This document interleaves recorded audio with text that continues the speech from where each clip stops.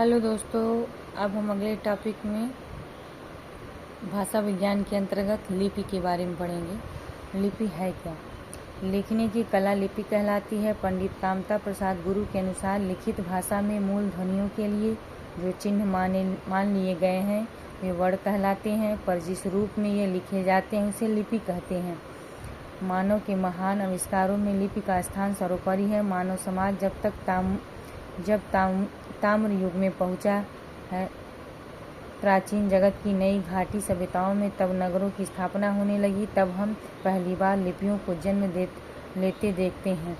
Mesopotamia और चीन की आरंभिक लिपियां मुख्यतः भाव चित्रात्मक थी। सिंधु सभ्यता की लिपि किस स्वरूप की है यह अभी तक जाना नहीं जा गया। ईसा पूर्व 10वीं सदी के आसपास पहली बार मालात्मक लिपियां जन्म लेती हैं। तब से आज तक लिपियों का विशेष विकास नहीं हुआ। बहुत सी लिपियां मर गईं, उनका ज्ञान लुप्त हो गया। पिछले करीब 200 वर्षों में संसार के अनेक पुरालिपिविदों ने पुनः इस लिपियों का उद्घाटन किया। परिणाम स्वरूप हमें प्राचीन सभ्यताओं के बारे में नई जानकारी मिली।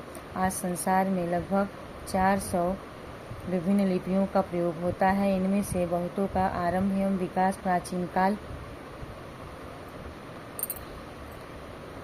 प्राचीन काल की कुछ प्रमुख लिपियों में से हुआ है, जैसे एशिया के पश्चिमी तट पर ईसा पूर्व 2वीं शताब्दी में सेमेटिक सामी भाषा परिवार के लिए एक अक्षरात्मक लिपि अस्तित्व में आई। पूर्व 1000 ईसा पूर्व के आसपास इस लिपि ने व्यंजनात्मक या वर्णमालात्मक रूप धारण किया और उस समय की इस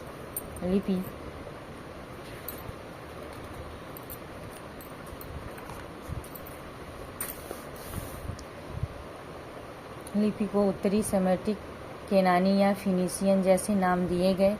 यूनानी लिपि स्पष्टतः फिनीशियन लिपि के आधार पर बनी थी। आज यूरोप, अमेरिका और संसार के कई अन्य देशों में जिन लिपियों का चलन है वे सब इस यूनानी लिपि और इससे निर्मित लैटिन या रोमन लिपि से ही विकसित हुई हैं। दूसरी ओर यूनानी पूर्व की ओर इस उत्तरी सेमेटिक लिपि ने आर्मेनिक, खरोष्टी, पहलवी और अरबी जैसी लिपियों को जन्म दिया। सेमेटिक सामी 1000 ईसा पूर्व, सेमेटिक सामी से लैटिन, रोमन, पहलवी, ईरानी, अरबी और अरमाइक, ब्राह्मी सब लिपियां उसी से विकसित हुई हैं। भारत में लिपि का इतिहास। लिपियों के विकास की निम्नलिखित अवस्थाएं मानी जाती हैं: चित्रलिपि, प्रतीक लिपि, भाव लिपि, ध्वनि लिपि। ध्वनि लिपि के दो हैं, अक्षरात्मक, वर्णात्मक। भारत की समस्त लिपियां अक्षरात्मक हैं, जबकि रोमन लिपि वर्णात्मक है। साक्ष्यों से प्राप्त लिपि के अनुसार प्राचीन भारत में 3 लिपि के प्रचलन पर प्रकाश पड़ता है।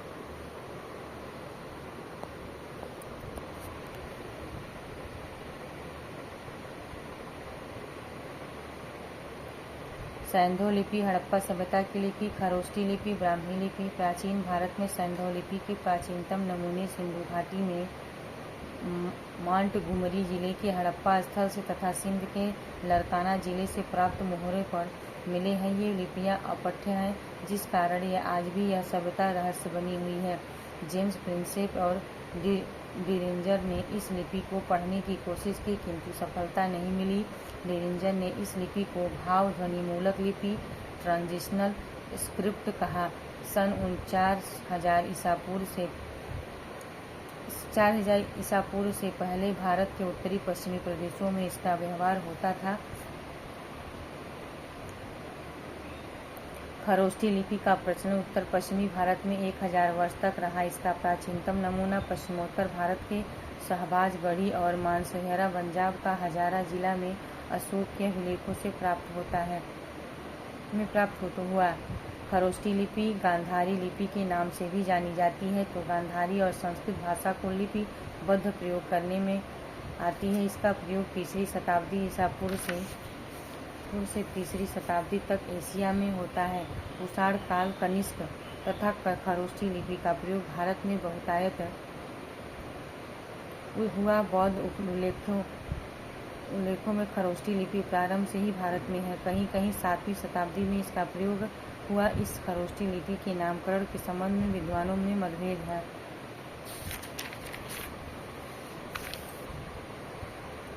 राजबली के अनुसार डॉक्टर राजबली के अनुसार खर गधा के होश के समान होने के कारण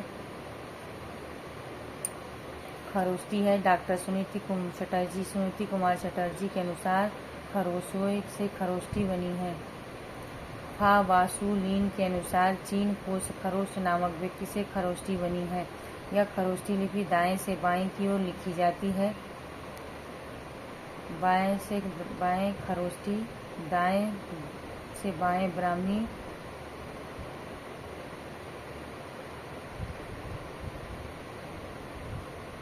दायां से बायां खरोष्टी वह फारसी, दायां से बायां देवनागरी और दायां से बायां फारसी उर्दू।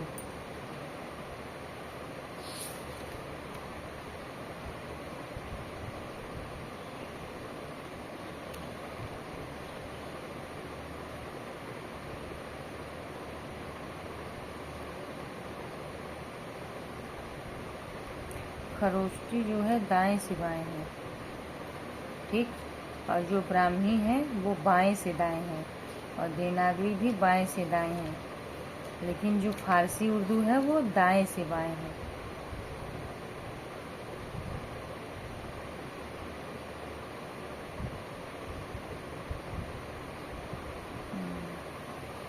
बेटा बोल रही थी, सॉरी। खरोष्ठी लिपि में 37 वर्ण है। इनमें संयुक्ताक्षरों का सर्वथा अभाव है।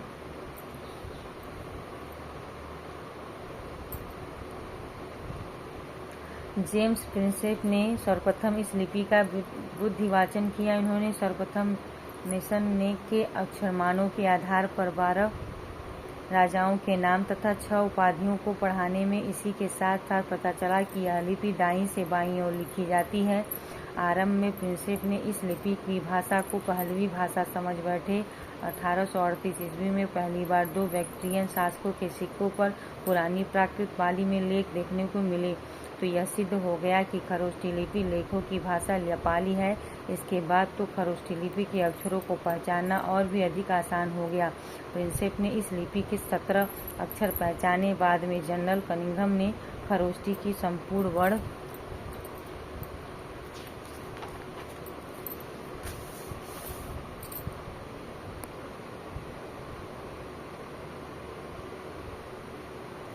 माला का संयुक्ताक्षरों को पहचानने का काम पूरा कर दिया। सिकंदर के भारत आक्रमण के बाद पश्चिमोत्तर प्रदेश तथा बल्ख पर यूनानियों का शासन स्थापित हुआ। इन्होंने भी अपने सिक्कों पर खरोष्टी लिपि के अक्षरों का प्रयोग किया। यूनानियों से भी पहले ईरानी शासकों के चांदी के सिक्के पर खरोष्टी के अक्षरों के ठप्पे मुहर देखने को मिलते हैं। यूनानियों के बाद शक, पल्लव, कुषाण तथा औदुंबर राजाओं ने भी इस लिपि का ही प्रयोग किया। औदुंबर। खरोष्टी लिपि के अधिकतर लेख प्राचीन गांधार लेख मिले हैं। पटना से भी अधिक एक खरोष्टी लिपि का एक लेख मिला है। ऐसा लगता है पश्चिमोत्तर के किसी यात्री द्वारा लाया गया है। इसके अलावा सिद्धापुर जिला चित्रदुर्ग कर्नाटक के अशोक के ब्राह्मी लिपि के अंतिम पंक्ति में पचदीन लिखते हैं। शब्दों के बाद लिपकरेड़ शब्द के 5 अक्षर खरोष्टी लिपि में खुदे हुए हैं, जिससे ज्ञात होता है कि इस लेख का लेखक पश्चिमोत्तर भारत का निवासी होगा। वस्तुतः खरोष्टी लिपि गांधार देश में जन्मी और वहीं पर सर्वाधिक प्रयोग और व्यवहार हुआ। भारत में मिले खरोष्टी के सबसे बाद के अभिलेख कुषाण शासकों ईसा की 3री और 4थी शताब्दी के हैं। चीनी तुर्किस्तान के लेख भी 3री 4थी शताब्दी के हैं। संभव है कि इस समय के बाद भी वहाँ के निवासियों ने कुछ समय तक इस लिपि का उपयोग जारी रखा गया हो, परंतु बाद में 5वीं शताब्दी में जब यूरों का आगमन होता है तो उस समय खरोष्टी का कोई अस्तित्व नहीं मिलता। जब भारत में आने वाले बाहरी शासक भारत की संस्कृति में घुल मिल गए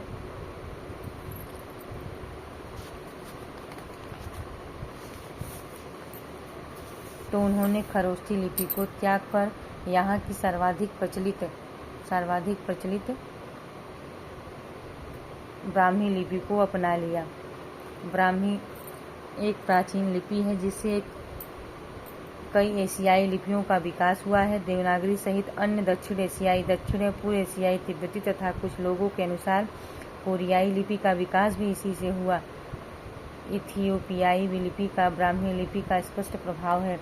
अभी तक यह माना जाता था कि ब्राह्मी लिपि का विकास 4वीं से 3री शताब्दी ईसा पूर्व में मौर्य शासकों ने किया, किंतु भारतीय पुरातात्विक सर्वेक्षण के ताज़ा उत्खनन से ज्ञात है कि तमिलनाडु और श्रीलंका से यहाँ 6वीं शताब्दी ईसा पूर्व से ही विद्यमान थी। इसके उत्पत्ति के समय में अनेक मत हैं। डॉक्टर भोलानाथ तिवारी यह सैंधव लिपि से विकसित लिपि है। एडवर्थ थॉमस इसके मूल आविष्कारक द्राविड़ थे। कनिंघम, डाउसन, लसन आर्यों की पुरानी चित्रलिपि से विकसित है। जगत मोहन वर्मा वैदिक चित्रलिपि से व्युत्पन्न है। आर श्याम शास्त्री सांकेतिक चिन्हों से उत्पन्न लिपि है।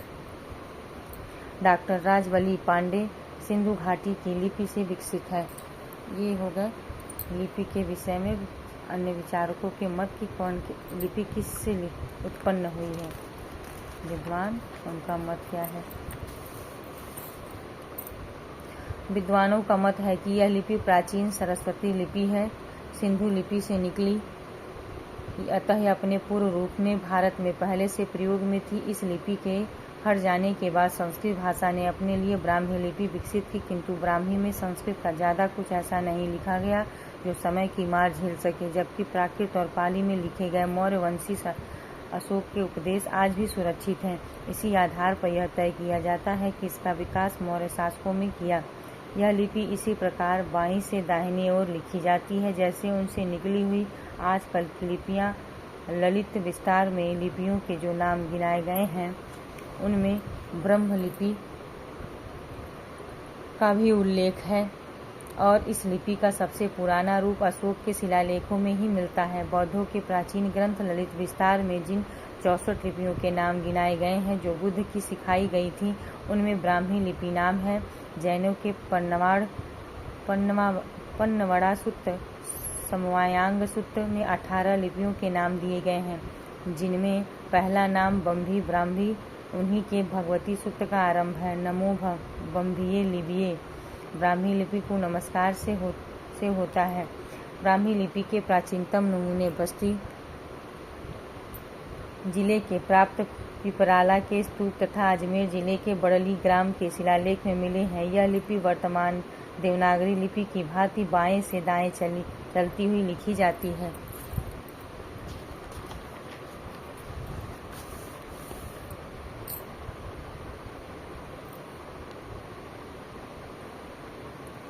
प्रोफेसर वूलर के अनुसार ब्राह्मी लिपि में 41 अक्षर थे, 9 स्वर, 32 व्यंजन। ब्राह्मी लिपि का विकास इस प्रकार दर्शाया जा सकता है। सिद्ध मातृका, कुटिलाक्षरा ब्राह्मी लिपि, गुप्तकालीन लिपि गुप्तकालीन ब्राह्मी में उत्तरी ब्राह्मी और दक्षिणी ब्राह्मी। उत्तरी ब्राह्मी से सिद्ध मातृका लिपि, कुटिलाक्षरा लिपि और बौद्धकालीन ब्राह्मी लिपि 5वीं ईसा पूर्व। बौद्धकालीन उत्तरी ब्राह्मी लिपि, सिद्ध मातृका लिपि, कुटिलाक्षरा लिपि 4वीं से 9वीं शताब्दी। फिर दक्षिणी ब्राह्मी लिपि में तमिल लिपि, कलिंग लिपि, तेलुगु कन्नड़ी लिपि, ग्रंथ लिपि तमिलनाडु, फिर मलयालम लिपि ग्रंथ लिपि से विकसित। कुटिलाक्षरा में शारदा लिपि है और नागरी, तो शारदा से गुरमुखी, कश्मीरी, लहंदा, टाकरी है और नागरी से पश्चिमी और पूर्वी। तो पश्चिमी में देवनागरी, राजस्थानी, गुजराती, महाजनी, कैथी है। पूर्वी शाखा में बंगला, असमी, उड़िया है। आइए ब्राह्मी लिपि कुछ झलक है। ब्राह्मी लिपि के नामकरण के लिपि कैसी होती थी, कैसी होती है, ऐसा कुछ दर्शाया गया है। ब्राह्मी लिपि के नामकरण के संदर्भ में अनेक मत हैं। आलोचकों का मत है कि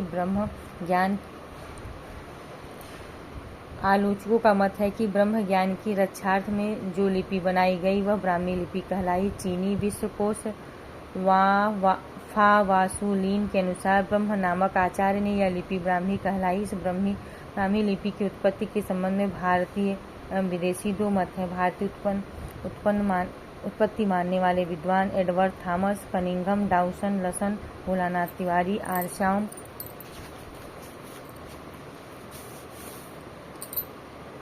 शास्त्री, जगत मोहन वर्मा। विदेशी उत्पत्ति मानने वाले विद्वान डॉक्टर अल्फ्रेड जेम्स प्रिंसेप सेनार्ट, यूनानी या फोंसी से डॉक्टर बुलर, डॉक्टर डिरिंजर, उत्तरी सामी से टेलर, डिकैट, कैनन, दक्षिणी सामी से वेबर, वेनेफे, जॉनसन, फोनेशियन से। ब्राह्मी लिपि एक प्राचीन लिपि है जिससे कई एशियाई लिपियों का विकास हुआ है। खरोष्टी की भांति ब्राह्मी की भी पूरे एशिया में फैली हुई थी। आंध्र के कुर्नूल जिला के एररगुडी से एक लघु शिलालेख मिला है जिसे बाद में पुरातत्वविद दयाराम साहनी ने 1938 ईस्वी में प्रकाशित किया। इस प्रकार ब्राह्मी लिपि की भारतीय उत्पत्ति निर्विवाद रूप से स्वीकार की जाती है। ये थी ब्राह्मी लिपि और लिपि के इतिहास कैसे कह रहा। उसके बाद हम देवनागरी लिपि पर चर्चा करेंगे। आपका दिन शुभ हो और अच्छा लगे तो लाइक, सब्सक्राइब, शेयर करें।